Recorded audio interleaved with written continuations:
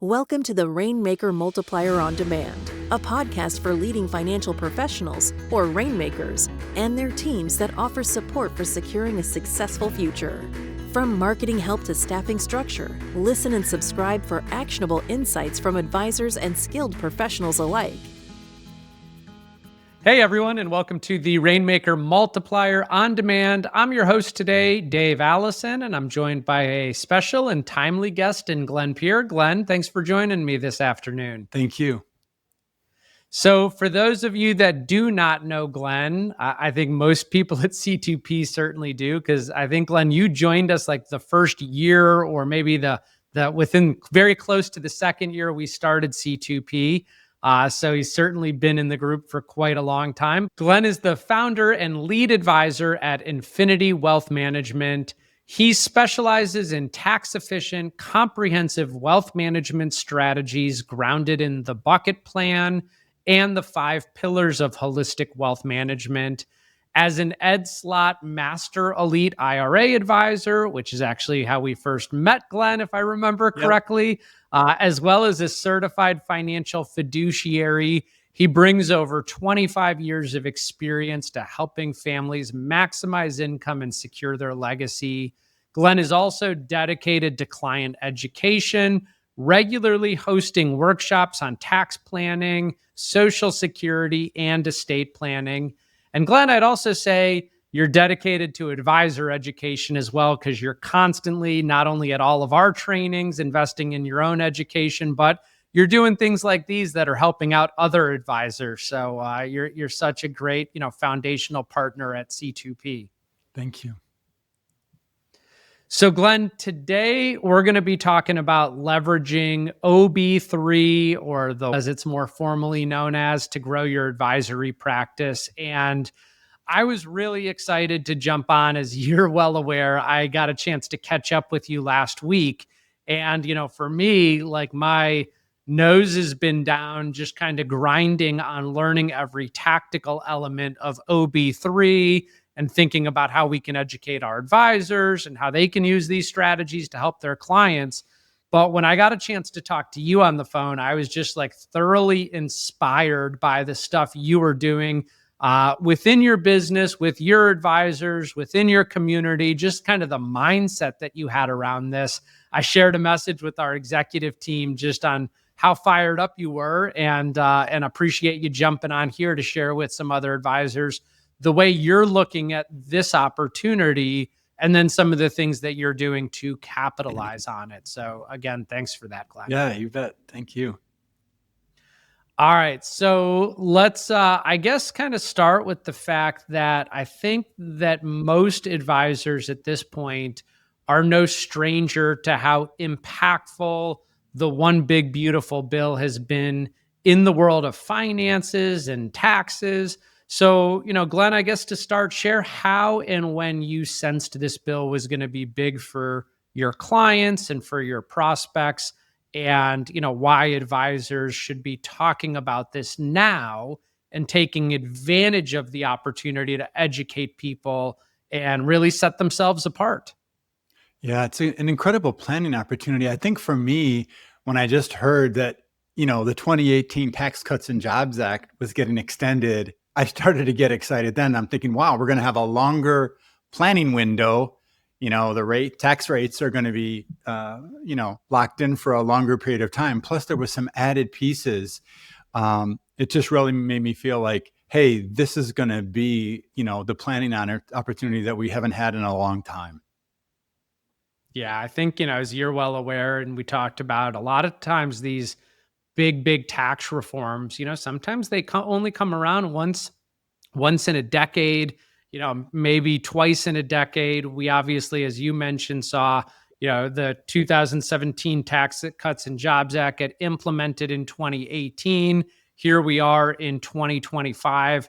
And we didn't know. It was up in the air. I mean, of course, nobody knew who was going to get elected president and what Congress was going to be able to do. And, here we are now with this additional massive tax reform to get out and educate people on. I was just going to say, and I remember how much traction the Tax Cuts and Jobs Act got.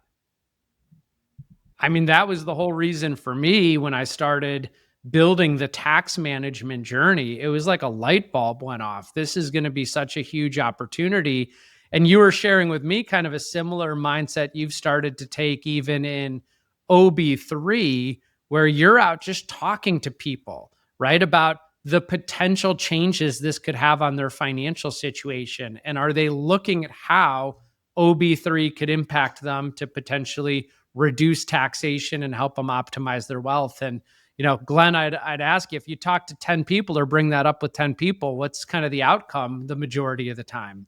Well, yeah, everybody's interested in what's in it for me. It's like, how's this going to impact my planning? What could I do in my situation to really improve my overall results? And, I get excited about, well, these are opportunities that could lead to lifetime savings. And then where would you really want to leverage that savings? That's awesome. That's great. So let's talk about kind of implementation of some of this. You shared with me, you've consistently done taxes in retirement workshops, but you mentioned that you've basically doubled attendance since OB3 came out. What changes in your content format, promotional material, what made that possible? I would love to say that I did something magical, but it wasn't anything. It just really was just being out there and talking that same message around taxes. And I saw our attendance to the first class after OB3, it went up, and it went up a lot. And the flyers just hit for this last weekend for my class in September, specifically for OB3. And we got 15 registrations over the weekend. I don't know how many people total that is, but I got excited like, hey, we got 15 registrations already. So in the content, is the like newsletter or the invitation, is it mentioning some of these changes of OB3 or? Yeah, we actually built a flyer very similar around the content of the presentation. And I think the JL Smith office actually built that first presentation, and it goes through stuff about the standard deduction and planning and reducing future required minimum distributions, the over 65, increased standard deduction, if you will. So yeah, it was very much specifically addressed from those changes from OB3. That's great. And I know, they mentioned, I think their first webinar, they had a few hundred people register for it. So obviously people are out there craving this information and, exactly what you said, what's in it for them. And, I would actually kind of challenge, your point on saying we didn't change or do anything different. I think the key is you're out there, right? You're actively doing stuff and providing consumers an outlet to get this education. Whereas a lot of other advisors, they're not taking advantage or capitalizing on the opportunity to just get this out in front of as many people as they can in their community right now. You're absolutely right. And the content for the taxes and retirement first class that I did after OB3, we didn't. But to your point, yes, we're going to be doing all of our marketing and connecting it in some way, shape, or form to OB3. And, I even sat down with my advisors and said, anybody that you had that was a prospect or came to a class last month or 2 months ago, it's a great opportunity to call them and say, hey, let me talk to you about these changes. It's like an automatic door opener to everyone. Absolutely. And so have you, structured any recent workshops, to both educate attendees and open up the door for, existing client relationships, or is it all mostly just new prospects that are coming through? Have you kind of capitalized on anything there? Yeah, well, we're doing it obviously for, the marketing moving forward, and we're incorporating it into the current plan with our clients because, we're sitting down with them annually reviewing the tax plan that we have in place, and then sharing with them, with these additional enhancements, these are the different things that we can do.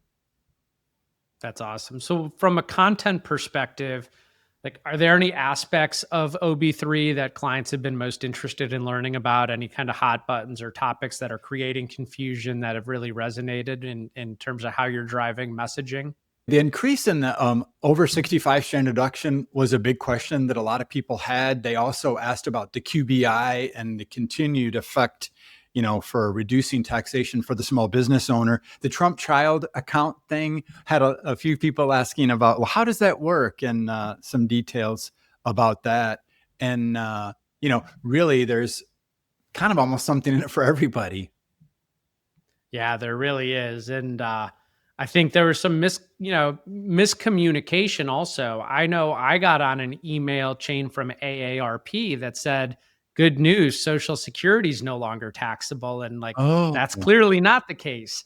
no. Social Security is still taxable for some people. It's just a lot of people are eligible for a higher standard deduction. So it's going to be, you know, less impactful to the majority of the people who, the majority of their retirement income is Social Security. But so I think there's still a lot of like mistruths out there also in terms of how these things impact our clients. Well, and to that point, it's like, be an expert to the best of your ability in those areas. I think it's, making this entire opportunity a game changer for us.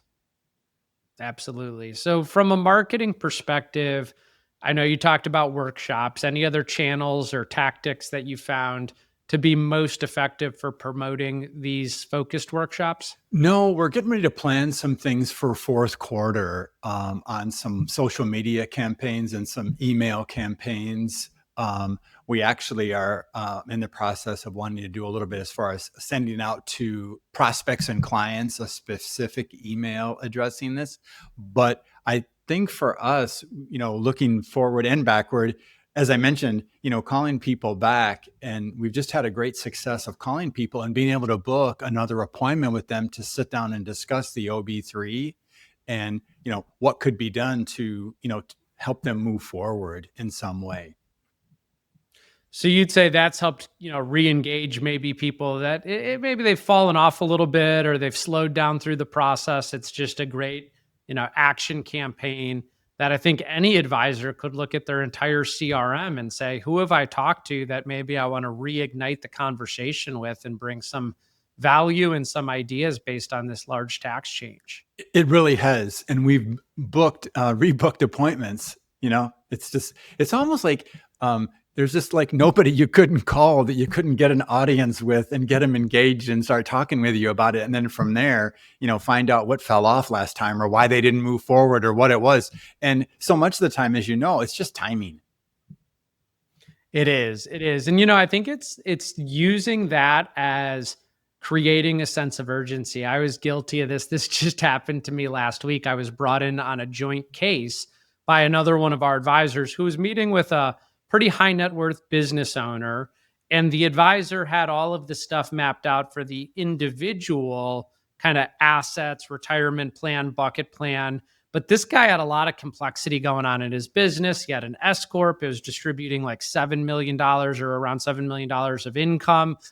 He was thinking of selling it in a couple years. And, it was interesting. We all kind of started chatting about like, oh, what have we been up to over the last couple months? And I was like, oh, it's been kind of business as usual for us. And I remember the advisor like jumped on being business as usual. He was like, we just had this giant one big beautiful bill. Dave, tell I can't remember, Carl, about all these things. And I was like, oh my God, I don't even know why I just said that. You're right. Like it hasn't been business as usual. Like we could do this and we could do this. And we should think about Section 1202 qualified small business stock. And we should think about accelerating purchases for bonus depreciation. And we could maybe go back and expense R&D tax credit, like all of these things that came up because of one big, beautiful bill. But, it wasn't for me like front of mind.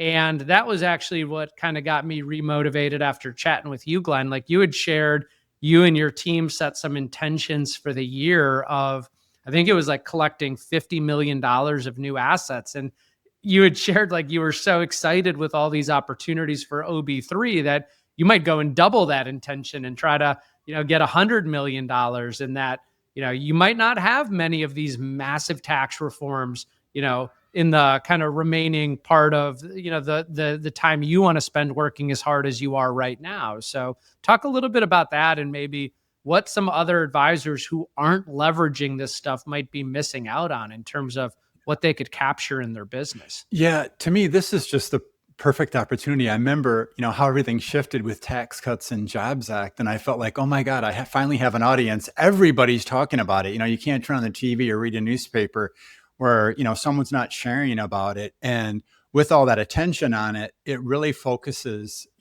our advisor team here at this firm and as well a lot of the other offices that have tax practices of like, wow, the big differentiator that I've been talking about, now everybody else is talking about it. So it creates this opportunity of scale, of getting in front of more people. And I just like with tax cuts, I feel like the attendance is going to skyrocket. And I sat down with my guys and I just said, listen, this is, I hate to say it like this, but like an opportunity of a lifetime to get in front of all the people we wanted to get in front of, and especially with people with higher net worths. I feel like they're going to be coming out and researching this as much as everybody else, where sometimes there's a little bit more of a reluctance. But I think now they're all going to be out, and it's just an opportunity to do a lot of good for people and to capture some more, assets under management. Absolutely. I mean, especially to your point, the high net worth, ultra high net worth that, when I say ultra high net worth, I'm not talking about the people that are like $100 million plus. I think they've been implementing a lot of these strategies. Yeah. But that market that's maybe 15 to 35 million, so many things that impact that demographic. And then business owners. I mean, if you have any clients that own small businesses, medium-sized businesses, there's so many opportunities to share with them. You don't have to be the tax advisor. You don't have to be their CPA or accountant. But, one of the things that I recently just offered to my entrepreneur organization chapter here in Charleston is like, let me share with you the biggest things that I think any business owner should take back to their current team to potentially reduce tax or take advantage of some of these things. And this weekend, I was working on a new workshop that should be available for anyone at C2P on, business owner ideas. So you don't have to be like their bookkeeper or CPA to go execute it. But if you can just give them one or two little nuggets that then they can take back, they're going to see so much value out of the collaboration of having you on their team. I think, to everything you're saying, Glenn, the opportunity is just immense. Well, yeah, and it separates you. Everybody else is, talking about chasing return or other things. And it's just, I love the 5 pillars of wealth management, and I love that the tax component is one of them. And now here's our opportunity to run with it. Like how much better of an opportunity could you have? You're dead on. And I think that, also going into the fact, I love that, from a legalese perspective, Congress eliminated the sunsetting of a lot of these provisions, like the lower brackets, like the higher ranges of income you could have to stay in those brackets, like the standard deduction or the qualified business income deduction. But we know, although Congress says they're permanent, they're not really permanent. They're just permanent under today's Congress. And so I think using this as a 1-2 punch in your marketing, messaging, and story and communication, kind of how you opened, Glenn, like we know we've got a little more of a runway to do really good planning that could make immense differences in mitigating or lowering our lifetime taxes. But we also know we continue to have a deficit that is skyrocketing and debt that keeps compounding. And so we don't know how long these lower tax rates are going to be here, but we should probably go make some hay while the sun is shining and take advantage of some of these opportunities today. Yeah, both for the firm and for the client. Exactly. Well, Glenn, this was really, really helpful. I mean, I saw again, and I know you did firsthand, that when Tax Cuts and Jobs Act happened, I think all of us could see just tremendous growth in our advisory practices, the assets that we were gathering, the level of clients that we were working with, and then most importantly, the true value we were providing to those families to help them navigate these tax changes. And again, we're in 2.0 of that. I think this one might even be larger than Tax Cuts and Jobs Act in terms of the help we can go bring to people that just are confused with how they can use this to their advantage. Yeah, and then I would add something else, because you're absolutely right about there is a limited amount of time. And I think one other little differentiator with this than the Tax Cuts and Jobs Act is that everyone has a different perspective, because there was some cuts enabling some of this. And I think it's great to focus on, with this tax planning, we can create savings. This is tax savings that can be put into your pocket or can be leveraged through the charity or purposes that are most important to you. It's almost like an opportunity to take a little bit of that governance and taking it into our own, power of change. Because, if we don't like something about it, well, let's save some money and then put it to where you want to put it, so that it's more meaningful to you. But across the board, we want to get that opportunity to do the savings. Yeah, I love that. And then helping people like kind of picture or rationalize what they're going to do with that savings. I had a client last week that we were just kind of chatting. It was like a discover meeting of sorts. And I looked at the client's tax return and I noticed that their current advisor had most of their non-qualified money invested in traditional growth oriented portfolio. But because of the size of the value, it was kicking off about $80,000 dividends and interest income that they weren't using to live off of. And the wife made a comment in the meeting. She said, I really want to figure out a way where the IRS gets less of my money and my children get more of it each and every year, because our children, although they're successful and they've got good jobs, they could use a little bit of this and we've got enough for ourselves and we want to be able to help them. And I pulled up the tax return and I showed him that $80,000 of passive income that was getting created, unnecessary income that was getting created, and at approximately, call it a 30% tax rate, that was kicking off $24,000 of completely avoidable and unnecessary taxes. And I remember saying to Donna, I said, you shared with me earlier, you'd rather the money go to your kids than to the IRS. Here's an example where you're paying the IRS 24 grand a year of completely unnecessary and avoidable taxes. If we just reconfigured your non-qualified investment portfolio to something that was a lot more tax efficient, that would reduce that $80,000 of dividend and interest income. That would lower your tax liability by 24 grand. And instead of you sending that 24 grand to the government, you could be giving 12 grand to each child, $1,000 a month right now to help them. Where do you want it to go? Because right now you've chosen to give it to the government. Should we think about reconfiguring that to go to your kids instead? And she was just like, you could see on her face, like, obviously we know the answer to it, but this is the opportunity, to your point, that we have, and we could do it all day long with everybody we sit down with.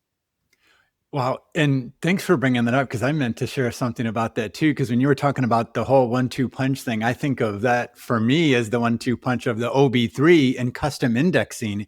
And it's like a conversation piece that one leads into the other. And it's like, who doesn't want to reduce their taxes and increase their cost basis on their non-qualified assets?